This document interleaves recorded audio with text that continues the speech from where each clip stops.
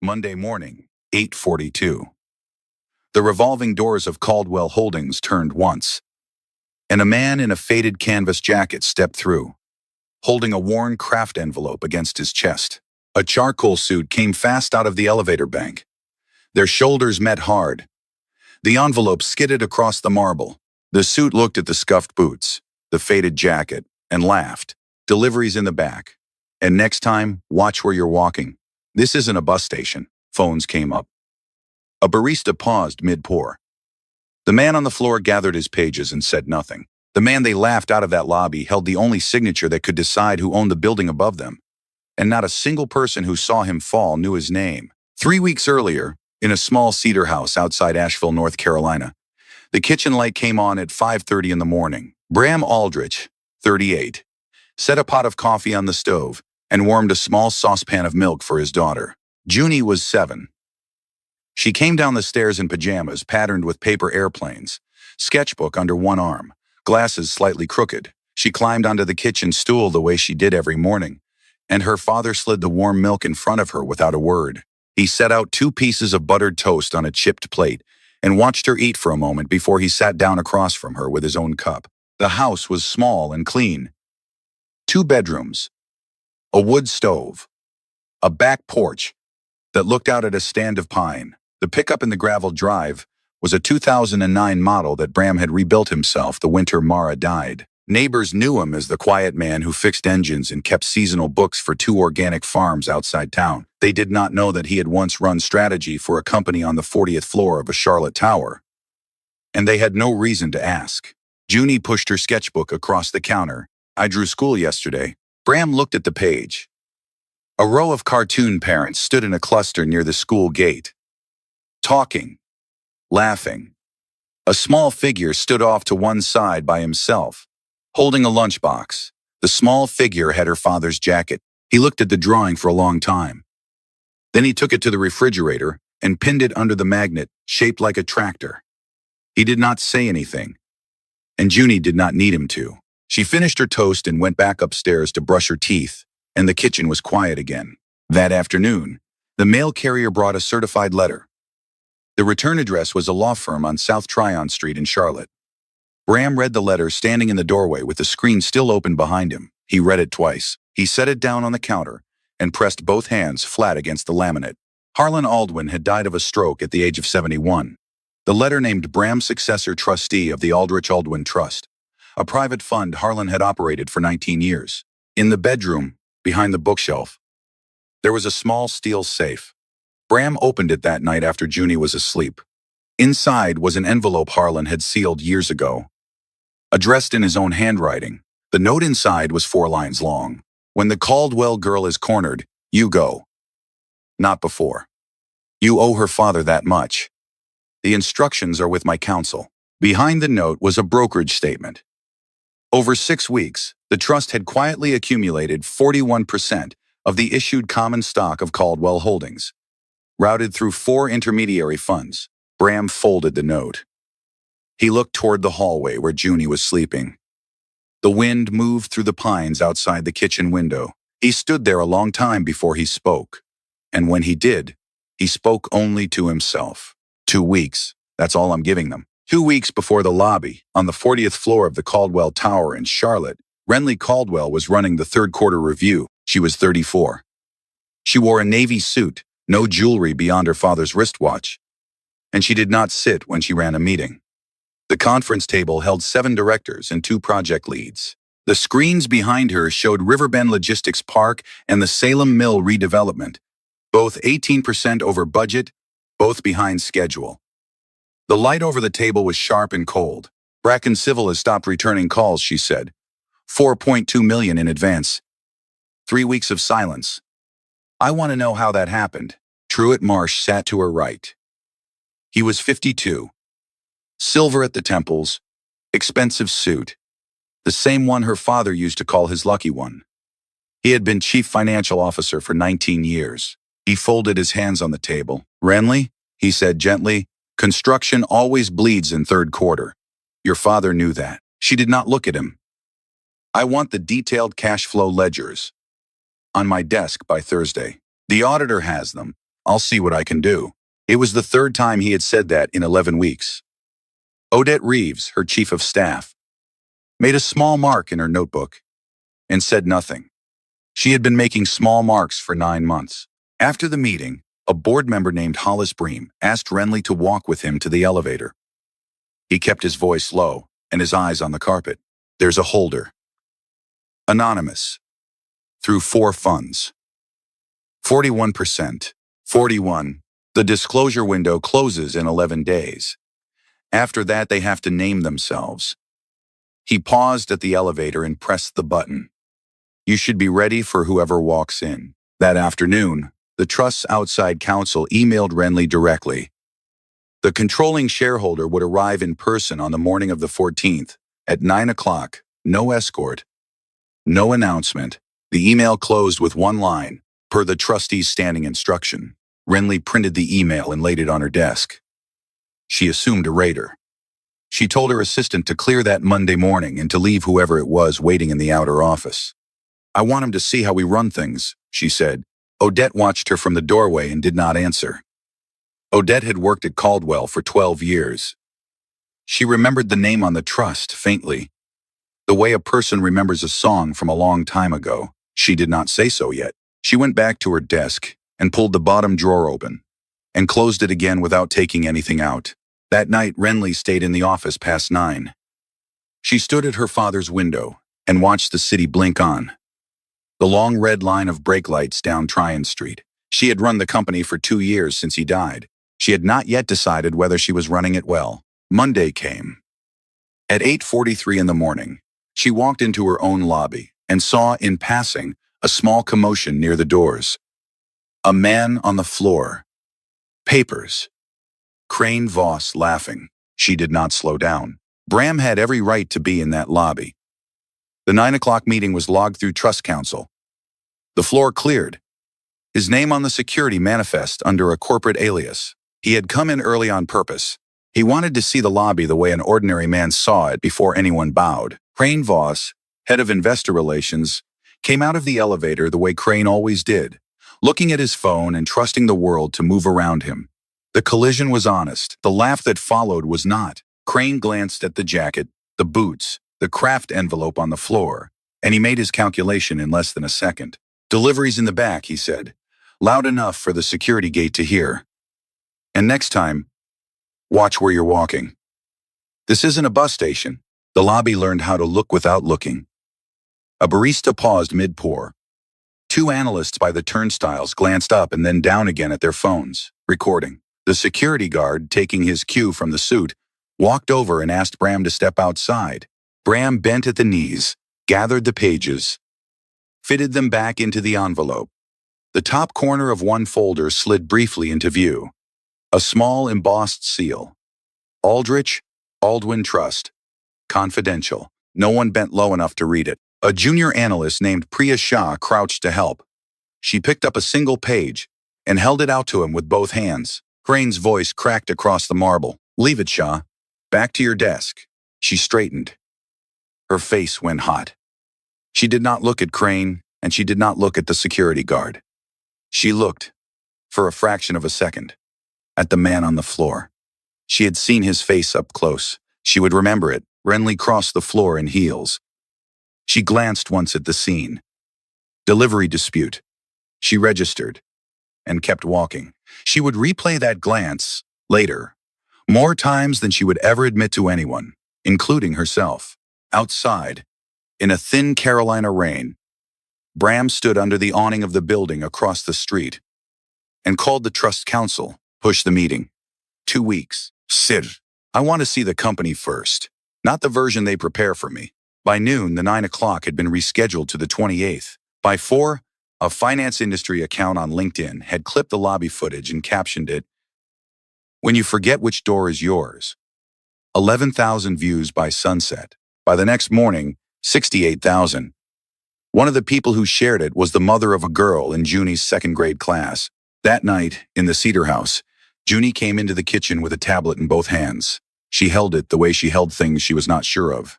Daddy. Is this you? Why are they laughing? Bram dried his hands on a dish towel. He took the tablet set it face down on the counter, and crouched so his eyes were level with hers. For 4 years, he had answered every hard question his daughter asked him. Not always well, always quickly. This time, he did not have an answer ready. They will stop laughing soon, he said finally. I promise you that. He held her until she fell asleep against his shoulder. Then he sat in the dark kitchen for a long time, and the rain on the windows was the only sound in the house. The clip kept circulating somewhere out in the city. He did not check the count again. By the third day, Bram had rented a one-room office above a bakery on Trade Street, 2 blocks from the Caldwell Tower. The lease was in the Trust Council's name. The bakery downstairs sold sourdough and bitter coffee, and the smell came up through the floorboards every morning at 4. He spent the mornings reading every public filing Caldwell had issued in 5 years, every quarterly, every footnote. He read with a pencil in his hand and a yellow legal pad open beside the laptop, and he made a small mark every time a number did not behave the way numbers should. By Wednesday, he had seen the pattern. Subcontractor payments on Riverbend routed through a single clearing account in Wilmington, Delaware. The timing of the largest disbursements matched, almost to the day, Truett Marsh's published board travel calendar. He circled 3 dates and underlined a 4th, and then he turned to a fresh page and began to map the shelves. That afternoon, Priya Shah walked into the bakery on an errand.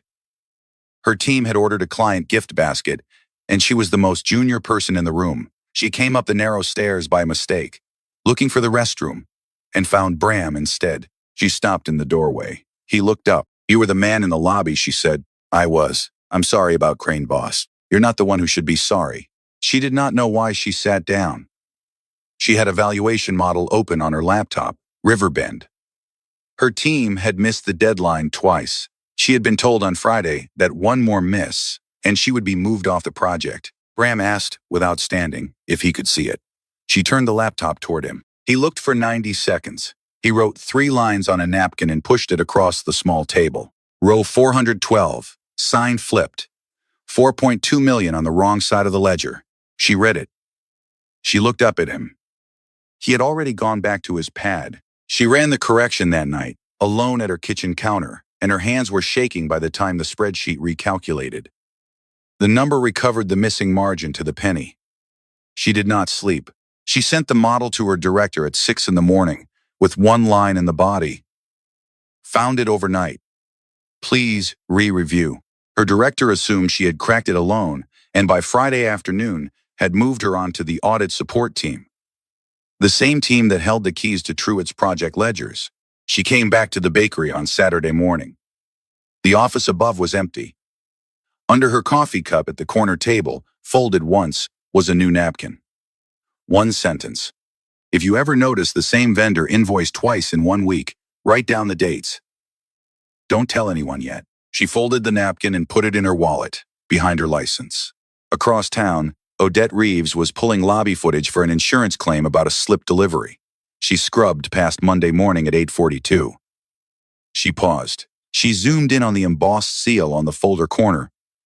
Aldrich Aldwin Trust. She sat very still. Then she opened her bottom drawer and took out the company directory from her first year at Caldwell, 12 years old, stiff at the spine. She turned to the strategy department photograph. She found 2 faces left of Renly's father. A younger man, with the same level eyes. The name underneath read Bram Aldrich, Director of Strategy. She closed the directory. She did not call Renly. Not yet. She needed to be sure of what she was about to do, and to whom. That same Saturday, Renly took her father's old watch to a jeweler on Providence Road for a service. The jeweler held it up to the light and smiled. Your father wore this every day for 30 years. I know, sturdy thing, like the man. She drove back to the office on a Saturday with no good reason. She sat in her chair on the 40th floor and looked out at the city through her father's window. Something in her had not been right since Monday morning. She could not have named it. 6 days after the lobby, at 7:19 in the morning, Bracken Civil filed for Chapter 7 bankruptcy. By 11, Caldwell Holdings was exposed for $18.4 million in unfinished work on Riverbend. By 11:30, Truett Marsh was in Renly's office. I've found a replacement, he said, sliding a binder across her desk. Halcroft Build, fully bonded. They can start Monday. At what cost? 12% over Bracken's number. It's the cost of speed, Renly. If we miss the milestone, we breach the covenant with First Carolina. And you know what that does to the stock? She turned the binder slowly. The cover page was clean. The signatories were clean. The filings inside were thick and looked complete. The thickness, she would think later, had been the point. I want my own counsel on this. There isn't time. The bank wants a name by Friday. I've already had legal walk it. Who in legal? Renault. He signed off this morning. Her in-house counsel, called in for 5 minutes, gave a conditional green light pending post-signing review. The decision moved from her desk to the boardroom by Thursday, and back to her with 5 signatures by Friday afternoon. Truitt collected the executed copy himself and walked it down to filing. She signed under board pressure. She did not sleep well that night. She stood at her father's window again, and the city looked exactly the same as it had on Saturday, and she could not have said why that felt wrong. In the elevator alone, Truitt exhaled and allowed himself a small, private smile. The elevator camera caught it. No one reviewed the footage that week. Odette would later make a note of that too. Wednesday of that week, Junie spiked a fever of 103. Strep. The school nurse called Bram out of a 4-hour document review with Trust Council. He left mid-sentence, drove 90 minutes through traffic, and carried his daughter from the school office to the truck, her cheek burning against his collar. He sat on the couch with her against his chest and a damp washcloth on her forehead, reading filings on his phone with one hand. She slept and woke and slept again. The afternoon light moved across the wall. Near midnight, she opened her eyes. Her voice was small. Daddy, are you the bad guy at that company? A girl at school said her mom saw you on the internet. She said her mom said you got fired. Bram set the phone down. He held her closer. I'm waiting for the right day, Junie. Not a day longer than I have to. What happens on the right day, the laughing stops. She thought about that. Then she put her hand on his and went back to sleep. On Friday morning, Priya Shah opened the audit queue and saw a Halcroft Build invoice come through. She matched the wire routing instructions against a Bracken civil invoice from 6 months earlier. The instructions were identical. The correspondent bank in Wilmington. The intermediary code. The account suffix. She wrote both dates down in a notebook. She did not tell anyone. She kept the notebook in her bottom desk drawer, under a stack of expense reports nobody ever opened. At 2 o'clock in the morning, Bram's phone lit on the couch arm. A single text from an unknown number. I know who you are. We need to meet. O.R. He looked at Junie, asleep against him. He looked at the screen. The Cedar House was very quiet. Outside, the wind moved through the pines, and somewhere in the city, on the 39th floor of the Caldwell Tower, Odette Reeves was still awake. They met at a diner off Interstate 77, 20 miles north of Charlotte. At 6 in the morning. Odette wore no makeup. She had brought the 12-year-old company directory and a manila folder. She had told her husband she was driving up to see a cousin. Bram was already in the corner booth when she walked in. He had ordered her coffee black. He remembered. You're Aldrich, she said when she sat down. You worked for her father. Why now? Why like this? Bram poured cream into his own cup. He did not confirm. He did not deny. Has Truitt ever delayed a cash flow ledger before this year? She looked at him for a long moment. The waitress passed, refilled her cup, moved on, 3 times, all in the last 9 months. He nodded once. He slid a small USB drive across the laminate. Public filings only, he said. Wire routing matches. Timing overlap with Truitt's travel. Ownership trail on Halcroft Build. 3 shells deep, ending at a Cayman entity registered to a woman named Bevan Marsh. She looked at him. Truitt's ex-wife's maiden name, he said. She put her hand over the drive without picking it up. Her wedding ring caught the diner light. You could walk into her office with this tomorrow. I could. She wouldn't trust it. She would spend a week wondering what I wanted, and if I bring it, don't bring it as mine. Submit it through the internal whistleblower channel. The bylaws her father wrote will auto-route it to her, and to outside counsel at the same time. She will find it. She needs to find it. Odette took the drive. She closed her hand around it the way a person closes their hand around a coin they have decided to spend. She filed it that night at 11:47 in the evening through Caldwell's anonymous ethics portal. The system, per a protocol Renly's father had written into the bylaws 20 years before, auto-routed the file simultaneously to the CEO and to outside counsel. Renly read it from 12:20 in the morning until 10 minutes to 4. She cross-checked 2 wire references against her own records. She did not sleep.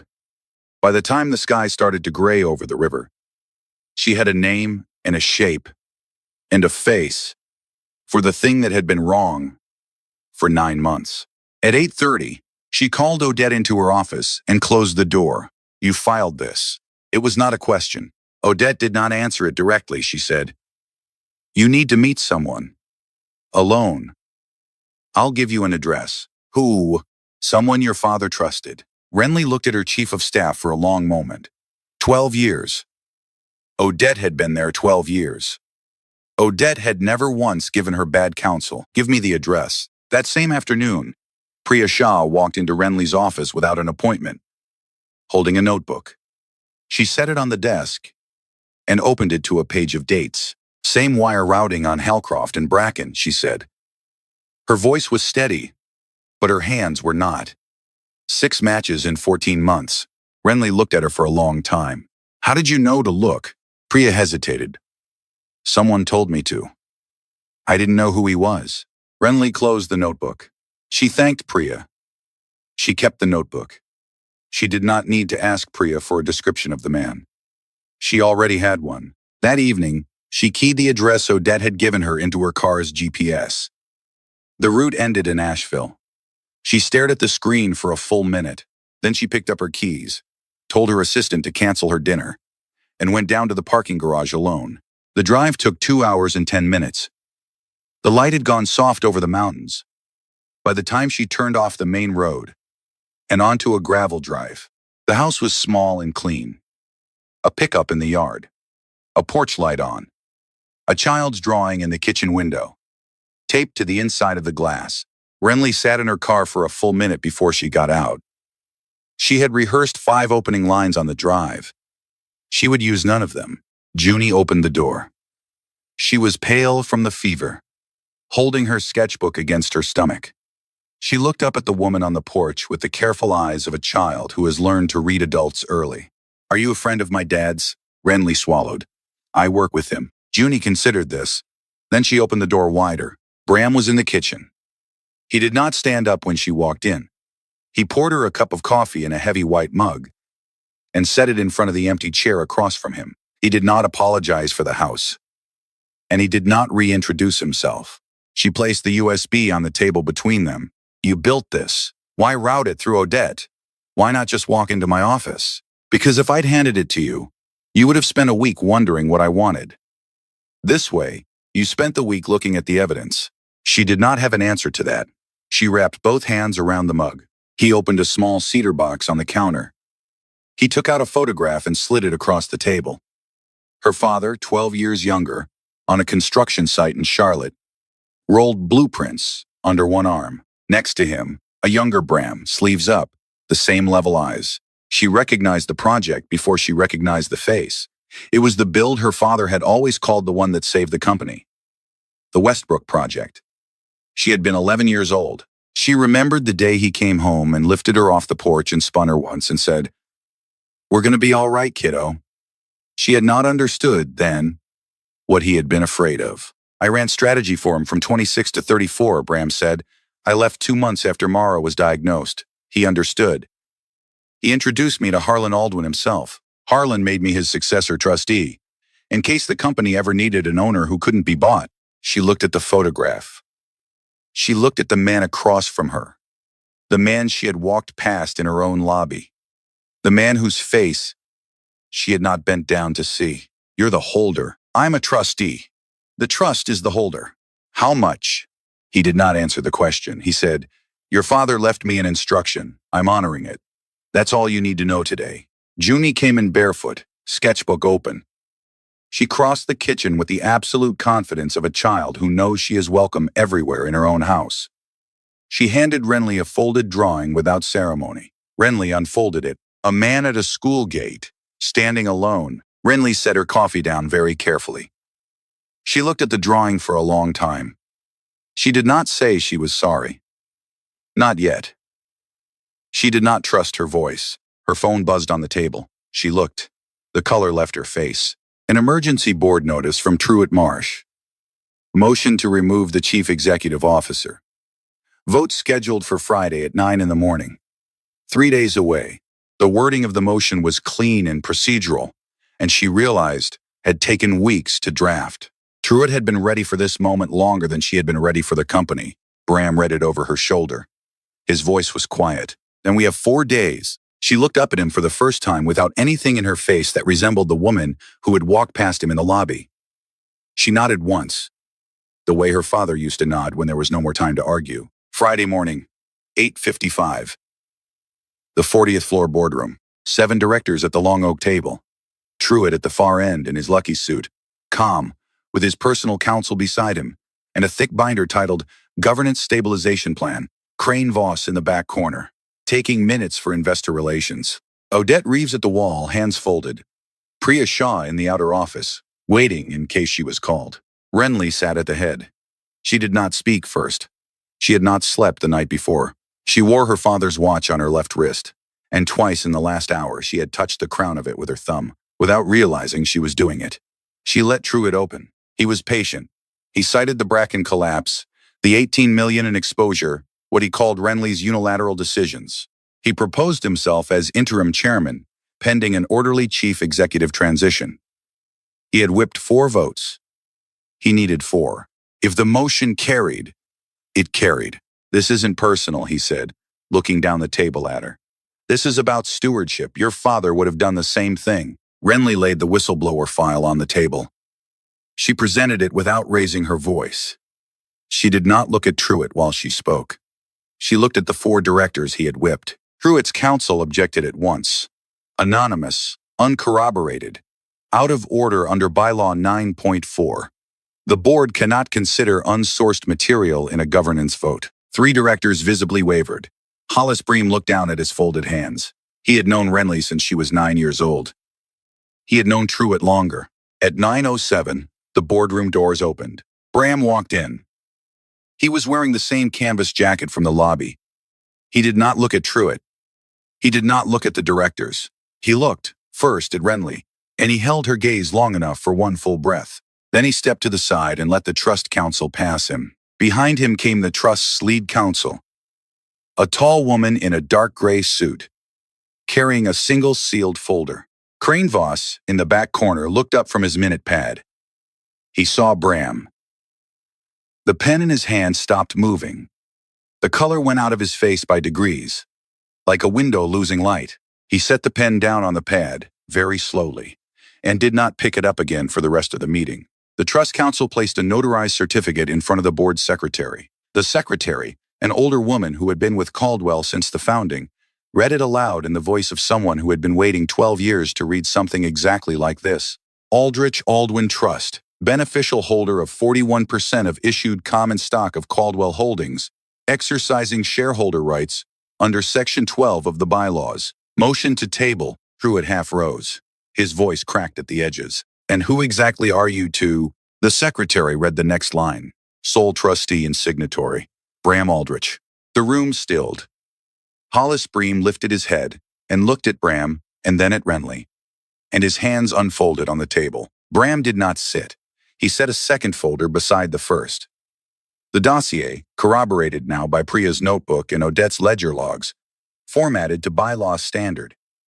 He looked down the table at Truett. He spoke for the first time in that room in 12 years. I'm not here to take the chair, he said. I'm here to keep someone from selling it. Renly looked at him across the long table. She did not smile. She gave a single small nod. It was the same nod her father had used to give in this room when a fight was already over. 2 of the directors who had been ready to vote with Truett leaned back from the table. Truett's counsel set his pen down very slowly. Bram opened the second folder. He turned it, so the first page faced Truett. Page 1 is your ex-wife's maiden name, he said. Would you like to read it? Or should I? Truitt did not answer. Bram walked the board through the dossier in under 20 minutes. He did not raise his voice. He did not flourish. He read. Page 1. Halcroft builds ultimate beneficial owner. Traced through 3 shell entities to a Cayman trust registered in the name of Bevan Marsh, the same Bevan Marsh who had been Truitt's wife from 1996 to 2004. Page 2. Wire routing instructions on 6 Bracken civil invoices over 14 months, identical to Halcroft's. Same correspondent bank in Wilmington. Same intermediary code. Same account suffix. Page 3.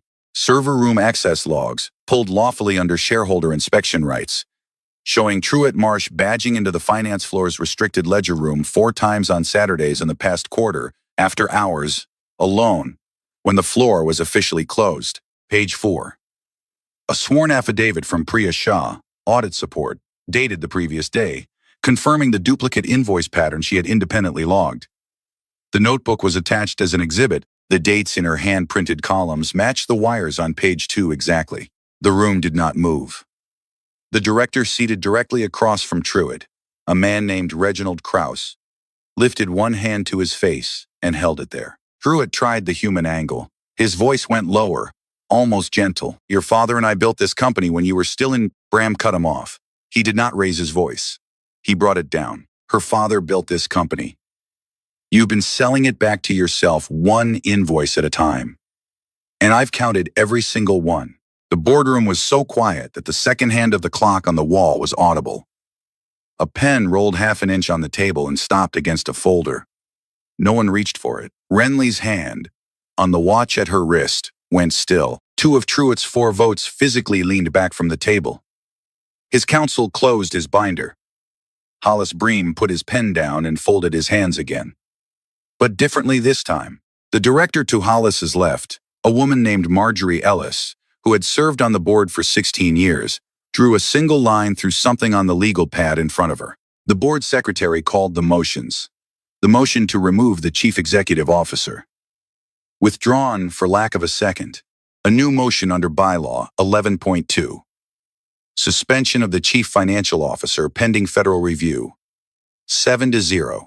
A federal referral to the United States Attorney's Office for the Western District of North Carolina was filed by 11:15 that morning. 2 compliance officers escorted Truitt Marsh out. He did not look back. He did not look at Renly as he passed her chair. Crane Voss, in the corner, had not moved. His pen still rested on the page where he had stopped writing. The minutes for that meeting would later be transcribed from the board secretary's own notes. Crane's pad was found. Hours later, blank from 9:07 onward. Hollis Bream, who had been at Caldwell since Renly was a child, turned in his chair toward Bram. We need a chair through the audit cycle, he said. Statutory minimum, 90 days. Will you sit? Bram answered without sitting down. 15 days. Long enough to seal the books and put the right person in this chair. Then I go home to my daughter. He did not look at Renly when he said it, but she heard it. She heard all of it. The motion was put. Bram Aldrich, interim chairman of the board of Caldwell Holdings, effective immediately. Term not to exceed 15 business days. 7-0. As the meeting adjourned, Bram crossed the room to where Renly still stood. He drew a small yellowed envelope from the inside of his jacket, her father's monogram in the wax. He asked me to give you this on the day you needed it, he said. I think today is the day. She held it without opening it. Her hands were steady. Her eyes were not. 2 weeks later, the pickup still came into the visitor lot of the Caldwell Tower at 8 in the morning. The receptionist who had once watched him fall stood up the first time he walked in and said, very quietly, "Good morning, Mr. Aldrich." He nodded. He did not bring it up. He never would. Crane Voss's resignation letter was on Bram's desk by 9. Bram signed it with one written line on the cover sheet. Approved. Leave the building by noon. Renly opened her father's envelope alone in her office. The letter was 3 short paragraphs in his handwriting. The last line read, "Trust him with the company, sweetheart, but trust yourself with the rest. He's not staying. He shouldn't." She folded it. She walked down the hall to the temporary office Bram had taken, the smallest one on the floor, and set the letter face down on his desk. He did not pick it up. I already know what it says, he told her. He read me the first draft 12 years ago. She allowed herself then a small breath that was almost a laugh. He spent his 15 days closing the books. The Halcroft contract was declared void. $18 million in clawback litigation was filed, and in time, recovered. Riverbend restarted under a vetted contractor out of Greensboro. Priya Shah was promoted to Associate Director of Internal Audit. The napkin from the bakery, folded twice, stayed in her wallet behind her license. Odette Reeves was confirmed as Chief of Staff to the Chief Executive Officer, with an observer seat on the board.